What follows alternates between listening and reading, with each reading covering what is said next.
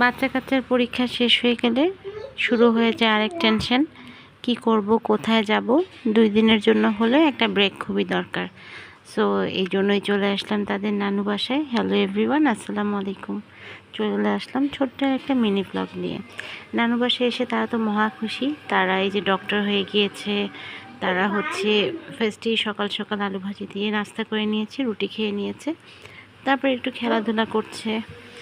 আর স্ট্যাথোস্কোপটা নিয়ে 2 ভাই বোনের ঝগড়া হয়েছে, তাই ভাই রাগ করে ওখানে বসে আছে। আর এদিক দিয়ে নানু একটা ফুল, জবা ফুল ছিঁড়ে এনে দিয়েছে যে এই নাও তোমার কানে পরিয়ে দিই। সো আমি বলছি আমার কাছে তাও, আমি পরিয়ে দিই। এভাবেই সে খুব খুশি হয়েছে এত সুন্দর একটা রেড ফুল দেখে। আর আমি নিজেও খুব খুশি হয়েছি, বিকজ অনেক দিন পর একদম জবা ফুল হাতে ধরলাম আর কি। সো নেক্সট সময় চলে যাচ্ছে, আমরা টেরই পাচ্ছি না। আর এই যে আজকে হাতে মাখানো ছোট মাছ আমরা সবাই চচ্চড়ি খাবো। ধন্যবাদ।